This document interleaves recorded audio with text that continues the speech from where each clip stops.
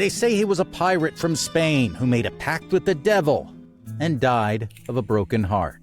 He was a man who lived a life that reads like an adventure novel, blending mystery, wealth, ambition, and the turquoise waters of the Caribbean Sea. This is the story of the pirate Mundaca. Welcome to the Mysteries of Latin America podcast, where we tell stories about the myths, legends, and mysteries of North, Central, South America, and the Caribbean for the education and the entertainment of the whole world.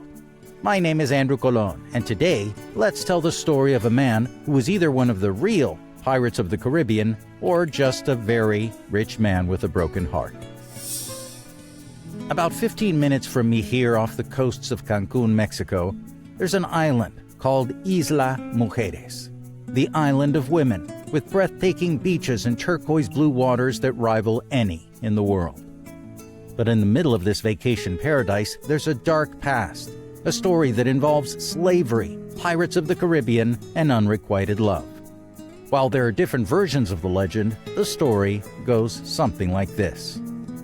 Fermín Antonio Mundaca was born of humble origins in the Basque region of Spain in 1825.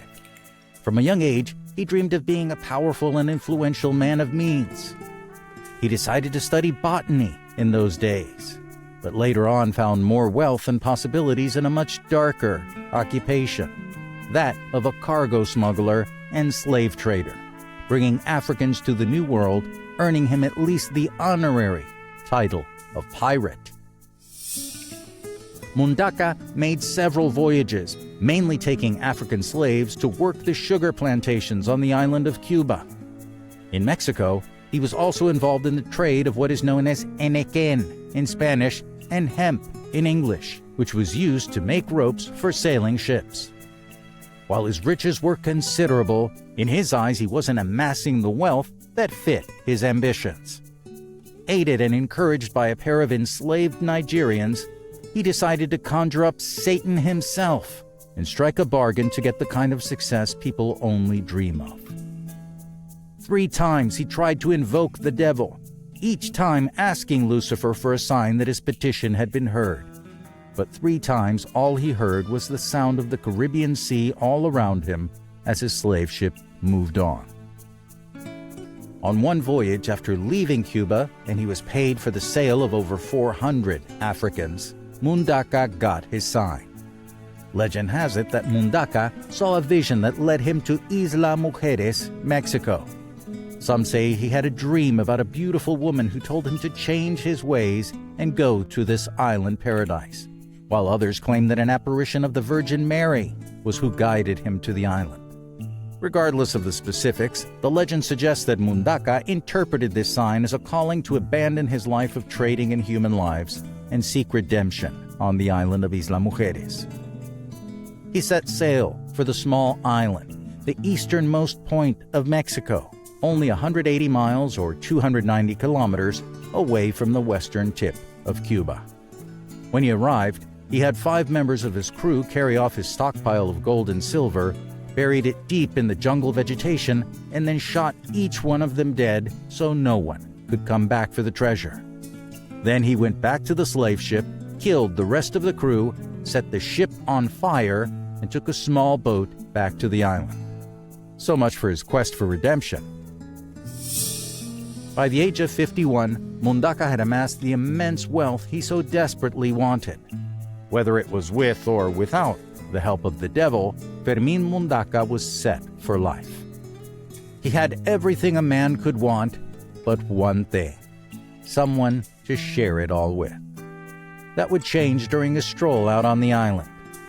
He saw and met a woman named Prisca Gómez Pantoja, but who many knew as La Trigueña, a bronze-skinned, dark-haired, green-eyed, ravishing young local woman. He instantly fell in love with her and set out to win her over. And he tried everything. He showered her with expensive gifts, wrote her letters and sonnets. These were different times. Gave her jewelry, but it did him no good, as the young lady, some say she was as young as 14, again, different times, just wasn't interested in the advances of an old man. By now Mundaca was obsessed by his Trigueña.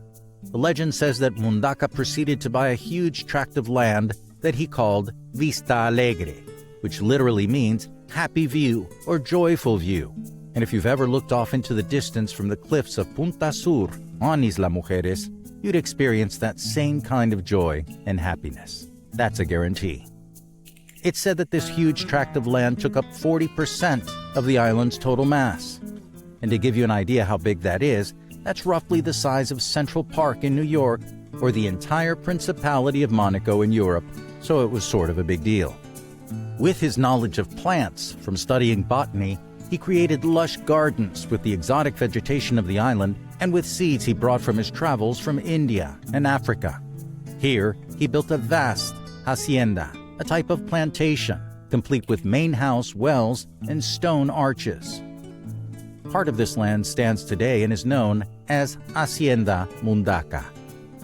The sprawling estate boasted intricate architecture, lush gardens, and statues, depicting scenes from Mundaca's dreams and fantasies.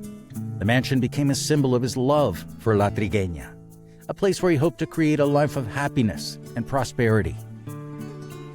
Despite the grandeur of Hacienda Mundaca, La Trigueña remained loyal to a local fisherman. Mundaca, now consumed by his unrequited love, poured his emotions into the estate, creating a sanctuary that reflected both his passion and his pain. Mundaca's adventures didn't end with the construction of Vista Alegre. Despite the setbacks in love, he remained a shrewd businessman, expanding his hemp fiber plantations on the mainland and amassing even greater wealth. As the years rolled on, Mundaca's health began to falter. Sensing the approaching end, Mundaca turned his attentions to matters of the afterlife. He envisioned a grand tomb, a final resting place that would stand as a testament to his undying love for La Trigueña. That tomb is still in the local cemetery of Isla Mujeres, and it's become quite the destination for tourists who hear the story of this eccentric and obsessed character. The tomb has a carving of an elaborate skull and crossbones design, a nod to his past as a pirate perhaps. But the tomb is empty. There are different stories as to why, but they converge in that they say he went to the city of Mérida in the state of Yucatan to either receive medical care for his faltering health or check on businesses there when he died.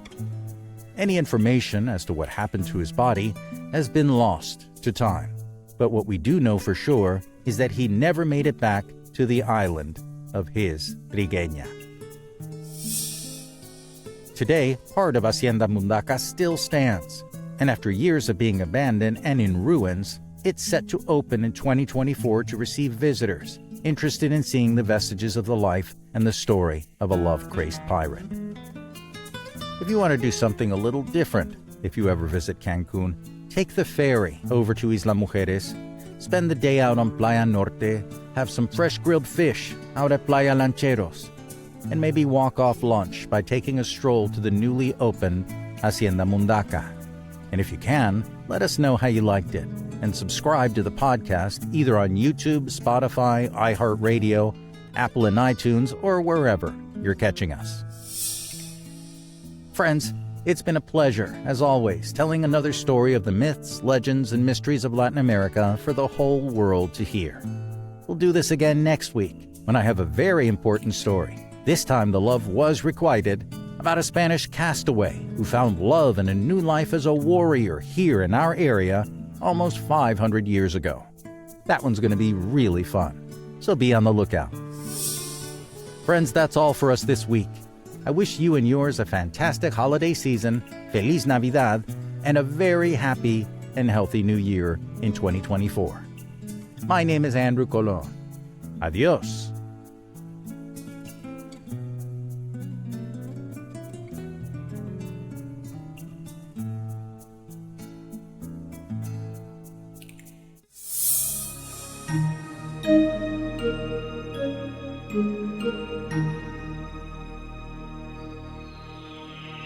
Thank you.